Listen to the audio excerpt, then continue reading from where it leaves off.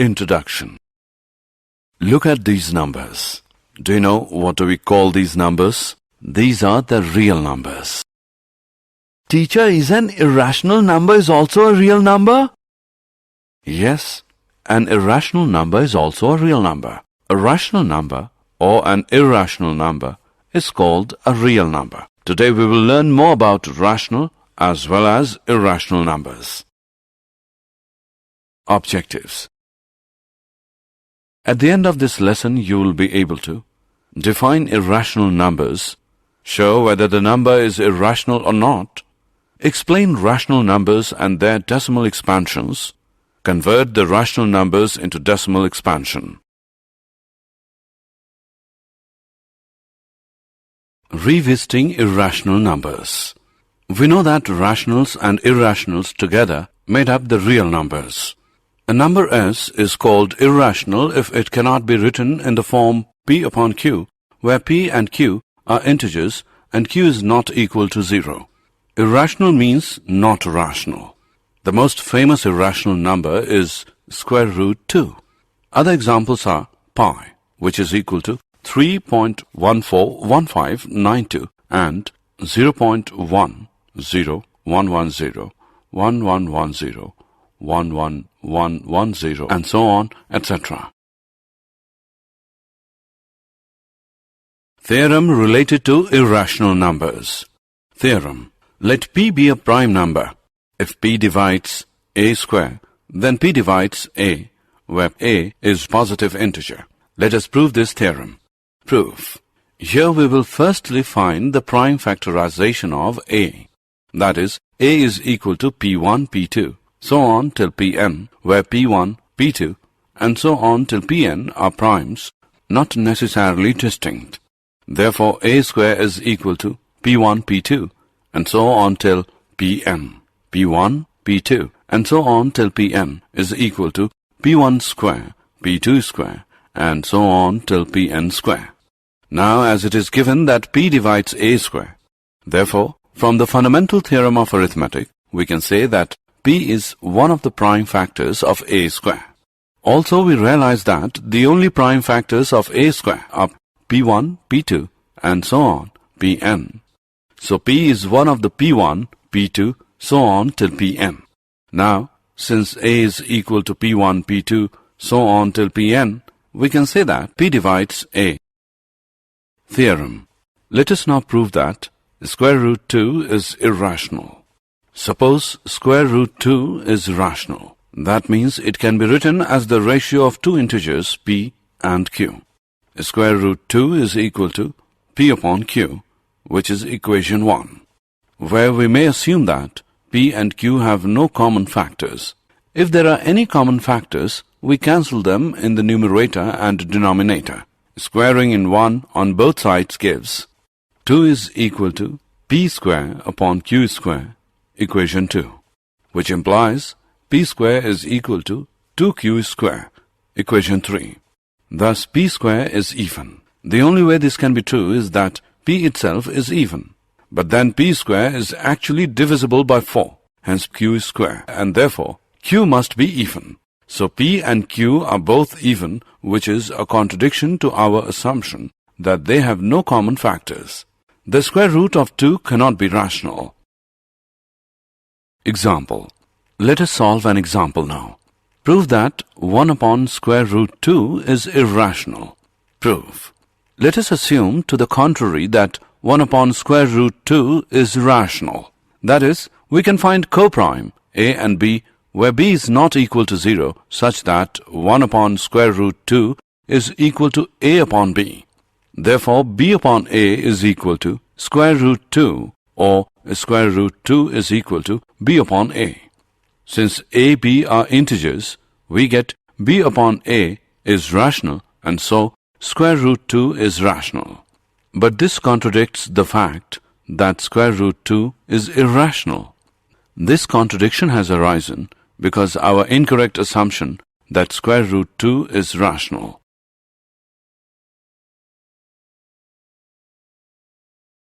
Example. Prove that 7 square root 5 is irrational. Let us assume to the contrary that 7 square root 5 is rational. That is, we can find coprime a and b, where b is not equal to 0 such that 7 square root 5 is equal to a upon b. Therefore, a upon b upon 7 is equal to square root 5, or square root 5 is equal to a upon b upon 7. Since a, b are integers, we get a upon b upon 7 is rational, and so square root 5 is rational. But this contradicts the fact that square root 5 is irrational. This contradiction has arisen because of our incorrect assumption that 7 square root 5 is rational.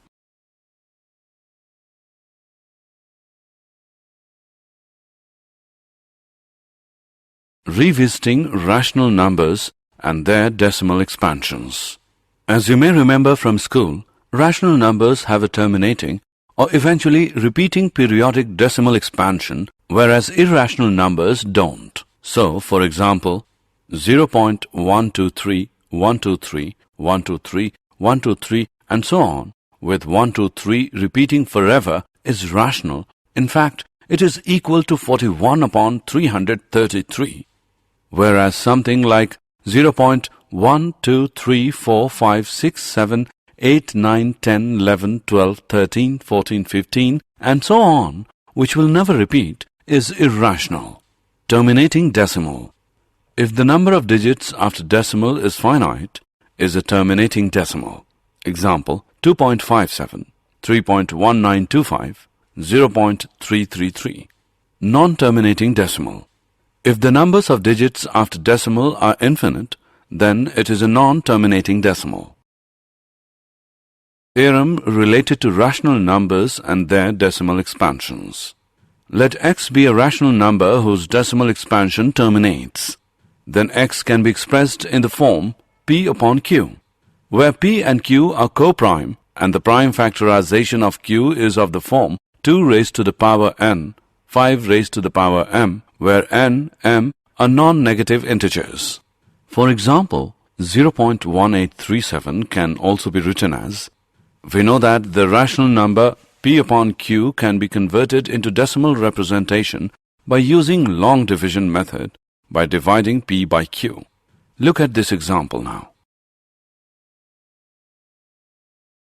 Here we can see that a rational number of the form p upon q, where q is of the form 2 raised to the power n, 5 raised to the power m, is converted to an equivalent rational number of the form a upon b, where b is a power of 10. The decimal expansion of such a rational number terminates. One more thing to note is that a terminating decimal can also be thought of as being followed by an infinite sequence of zeros. So in this sense, even terminating decimals are actually periodic.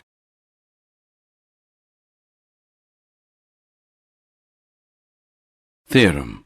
Let x is equal to p upon q be a rational number such that the prime factorization of q is of the form 2 raised to the power n, 5 raised to the power m, where n, m are non-negative integers. Then x has a decimal expansion which terminates. Let us solve an example. Without actually performing the long division, state whether the following rational number will have a terminating decimal expansion or a non-terminating repeating decimal expansion. 13 upon 3125. We can write it as 13 upon 3125 is equal to 13 upon 5 raised to the power 5. Here q is 5 raised to the power 5, which is of the form 2 raised to the power n, 5 raised to the power m, n is equal to 0, m is equal to 5. So the rational number 13 upon 3125 has a terminating decimal expansion. Let x equals p upon q be a rational number such that the prime factorization of q is not of the form 2 raised to the power n, 5 raised to the power m, where n, m are non-negative integers. Then x has a decimal expansion which is non-terminating, repeating, recurring. Let us now write the decimal expansion of 17 upon 8. Similarly, decimal expansion of 15 upon 1600 is 0.009375.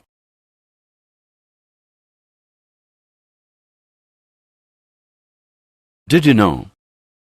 The word algorithm comes from the name of the 9th century Persian mathematician Al-Khwarizmi. Even the word algebra is derived from a book he wrote called Hisab al-Jabr wa al-Muqawala.